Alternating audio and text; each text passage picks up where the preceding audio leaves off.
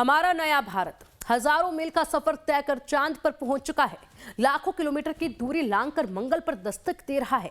महासागरों में सैकड़ों किलोमीटर की गहराई में घुसकर नए नए प्रयोग कर रहा है। लेकिन हमारा अत्याधुनिक सिस्टम 20 फुट गहरे गड्ढे में नहीं उतर पाया। मदद मांगते एक लाचार नौजवान की जान नहीं बचा पाया, वो भी तब जबकि वो शख्स करीब 2 घंटे तक मौत से संघर्ष करता रहा, चीख चीख कर जान बचाने की गुहार लगाता रहा। लेकिन वक्त और हालात के हावी होने से पहले हमारे सिस्टम ने घुटने टेक दिए और इस तरह देश के एक होनहार इंजीनियर की जिंदगी ने सबकी आंखों के सामने जल समाधि ले ली। और अब यहाँ पर मातमी सन्नाटे के बीच समाज और सिस्टम पर सवालों के शोले बरस रहे हैं, क्योंकि एक बुजुर्ग पिता की आंखों के सामने उसका जवान बेटा मौत के मुंह में समा रहा था। वो मदद मांग रहा था, पर मजबूर पिता उसे बचाने के लिए कुछ नहीं कर सका। या यूं कहे कि पिता की तमाम कोशिशों के बावजूद हमारा सिस्टम उनके बेटे को बचा नहीं पाया। पिता चीखते रहे, चिल्लाते रहे, अपने बेटे को बचाने के लिए पुलिस प्रशासन से मिन्नतें करते रहे, वहां मौजूद लोगों से फरियाद करते रहे, पर नए भारत के जिम्मेदार अफसर और पुलिस वाले वहां तमाशबीन बनी भीड़ के साथ मौत का ये तमाशा देखते रहे। कोई आगे नहीं बढ़ा, किसी ने उस 20 फुट गहरे गड्ढे में घुसने की हिम्मत नहीं दिखाई। जरा अंदाजा लगाइए कि उस पिता के दिल पर क्या बीत रही होगी, जिसकी आंखों के सामने बेटे को मौत ने निगल लिया।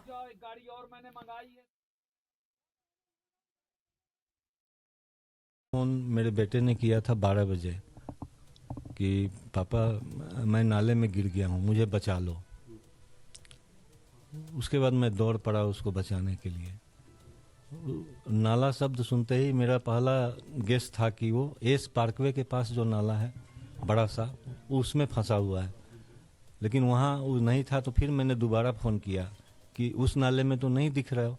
फिर उसने बताया कि अपनी सोसाइटी से पहले वाला जो नाला है वहाँ पर हम गिरे हैं।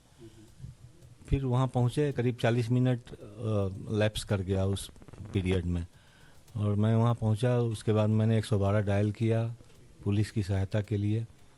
फिर पुलिस आई, करीब आधा घंटा लग गया था, 22 मिनट के करीब में लगा। पुलिस आई, फिर उसने फायर ब्रिगेड को फ़ोन किया और उसके बाद वो लोग बाकी सब्सिक्वेंटली NDRF और SDRF को कांटेक्ट किया। लेकिन जो टीम आई थी रेस्क्यू के लिए, वो पानी में डेयर नहीं कर रही थी उतरकर मेरे बेटा को सहायता के लिए।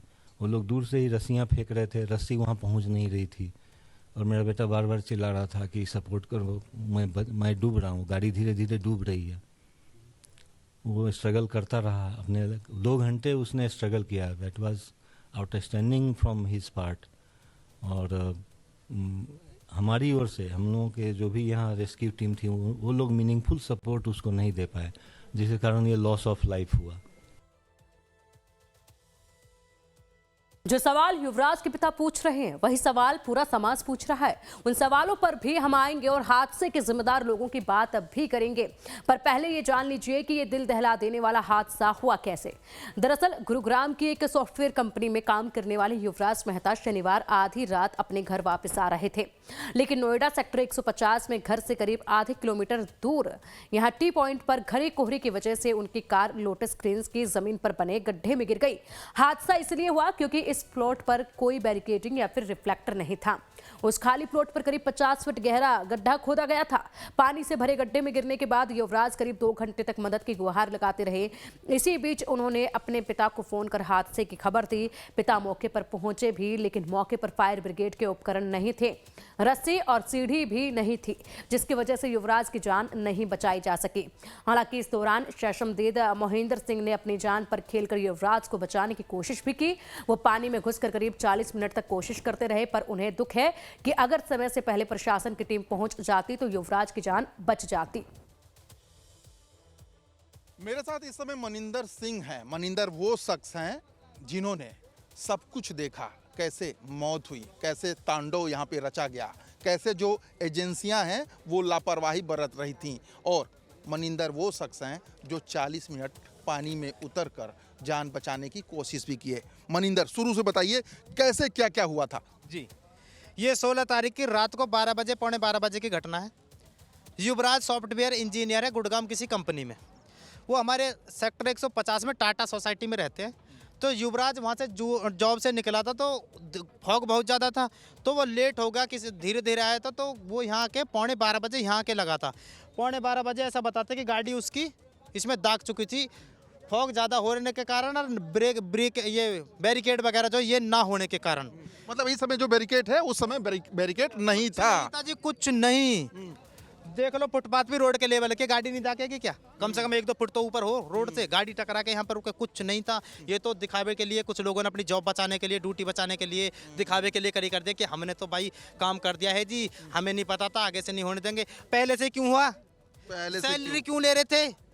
क्यों बैठे हो सिस्टम में? बिल्कुल सीधी सही सी बात बात, है। ये गुस्सा सबको है। सच्चाई लेकिन हम आपसे जो बात करेंगे उस दर्दनाक हादसे की जो उस रात गुजरी, जिसको आपने आंखों से देखा, उस समय एनडीआरएफ की टीम यहीं पे थी, फिर क्या हुआ? देखो जी, एनडीआरएफ की टीम जब मैं आता, एक 40 पे एक 45 पे उस टाइम यहीं पे थी, लेकिन मुझे नहीं पता लड़का डूबने के पहले वो एनडीआरएफ नहीं, सॉरी, फायर ब्रिगेड थी, एसडीआरएफ आई थी, एनडीआरएफ नहीं आई थी। एसडीआरएफ आई थी करेक्ट 4:30 बजे। उनसे पूछा गया आप इतने लेट क्यों हैं? तो बोल रहे थे हम गाजियाबाद से आए हैं, हमें इसलिए फॉग बहुत ज़्यादा था इसलिए हम लेट हो गए हैं, इसलिए बोला गया था उनसे। ठीक है जी, कोई बात नहीं, लेकिन मेन मुद्दा तो ये है, क्या बोलते हैं, फायर ब्रिगेड वालों के पास सारी सुविधा थी, एसडीआरएफ का क्या वेट कर रहे थे? मतलब उनके पास वोट था क्या? जी, हाँ? 3/6 की बोट थी उनके पास, कोई उतरा नहीं। कोई नहीं उतरा। उस पे बैठ के और बच्चे की तरह उसे झिला रहे हैं, उसका बैलेंस बढ़ रहा तो वो गिरे जा रहे हैं। यार एक चीज़ तो बताओ, सेफ्टी जैकेट भी थी, 100 मीटर का रस्सा भी था, और तुम जब फायर ब्रिगेड में भर्ती हो तो तुम्हें ऐसी स्थिति से लड़ने के लिए ट्रेनिंग भी दी जाती है। वो ट्रेनिंग नहीं, इसका मतलब तुम 2 नंबर से भर्ती हुए हो। अब सवाल है कि युवराज मेहता की मौत को सिर्फ एक हादसा समझकर भुला दिया जाए या फिर पता लगाया जाए कि युवराज की मौत का जिम्मेदार कौन है, या यूं कहें कि कौन कौन है, क्योंकि सवाल किसी एक विभाग या अफसर पर नहीं बल्कि पूरे सिस्टम पर खड़े होते हैं। हर कोई यही पूछ रहा है कि इंजीनियर के मौत का कसूरवार आखिर कौन है? क्या इसके पीछे सिस्टम की नाकामी जिम्मेदार है? क्या जिम्मेदार अफसरों की लापरवाही युवराज की मौत की वजह बनी? आखिर हादसे के 2 घंटे बाद तक भी बोट और गोताखोरों का इंतजाम क्यों नहीं हो पाया? पुलिस और दमकल वाले मौके पर पहुंचकर भी युवराज की मदद क्यों नहीं कर पाए? एनडीआरएफ भी वहां क्यों लाचार बनी रही? और इस पूरे हादसे के लिए नोएडा अथॉरिटी कितनी जिम्मेदार है?